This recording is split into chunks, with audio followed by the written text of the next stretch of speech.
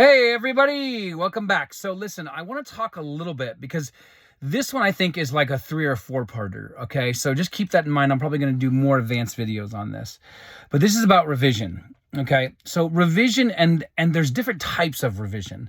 Okay, there's what are called set point memories. Okay, this is a technique I teach to all of my coaching clients. I'm probably not going to get into it too much in videos because you should actually come and ask me or DM me on Reddit or here or on my website, whatever it is. But set point memories is a type of revision where you're creating memories out of thin air. And you want to do at least one every day. This is a little bit different than SATs, because SAT's about manifestation and meaning trying to get something out of it.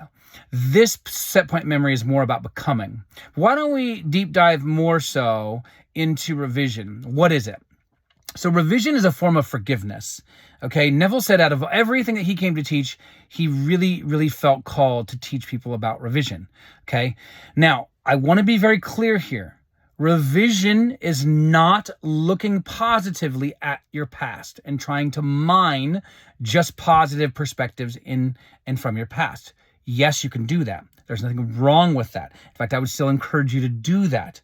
But the argument here is that revision is extremely powerful in that you are changing the substance of the event. You're changing the time of the event. You're changing whatever you do in revision. That's how it just went. That's it. Right? And neuroscience shows anyway that the human memory is completely faulty anyways.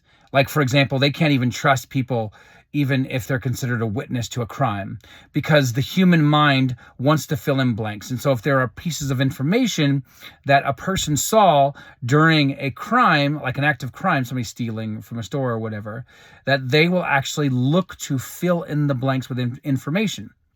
Okay, so keep that in mind. And the reason why I say that is because you need to know that your brain is easily influenced. Okay, that's why you need to protect it, not to fear your need to protect it, but that you need to protect it. You need to be active in protecting it. This is what Neville says. You need to guide your thoughts, right? The whole metaphor of Jesus is that he's the shepherd who guides the sheep. Okay, the imagination. So go into the imagination, guide your thoughts, right, every day.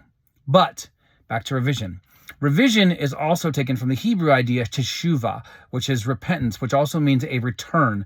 Not return in the sense of I'm going back to the way I was, right? But that things are going back to the way they were meant to be. They're returning to their original intent.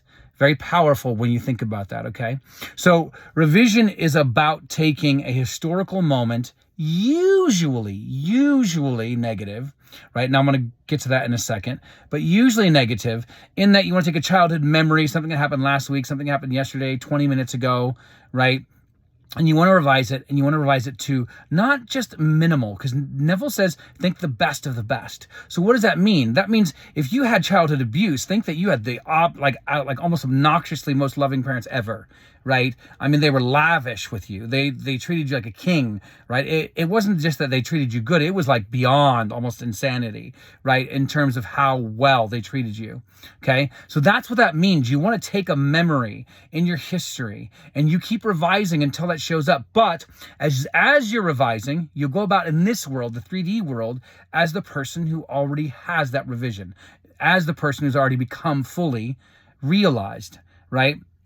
So again, that's part of revision here. But then there's also the other side of revision where you want to use revision for the good as well. So if something happens in your day and it's like you won like $4,000 in the lottery, why not make it $1 billion? Why not make it $1 million, right? So again, and then you got a great day with your SP, your special person, right? Well, then you make it even 10 times greater. Whatever you want, make it 10 times better. That's what revision can also be used for as well. And you want to do this daily, right? You want to get into the habit of revising daily. You know, I have somebody who had told me recently that what they do is they basically set a timer on their watch, and it reminds them every 3 hours, what do you need to revise for the past 3 hours? And so I would encourage you to get some sort of schedule that works with what you're able to do within work, responsibilities, relationship, commitments, whatever it is, that allows you to be able to do this as a regular practice of muscle building, right? And so again, like I said, this is like a 4-parter. Revision is pretty intense, and there's way more to this, and there's other techniques, and there's other types of revision that Neville actually explores that I don't see many coaches going in and talking about. So definitely try this, use revision, but revise for the bad, but also revise for the good.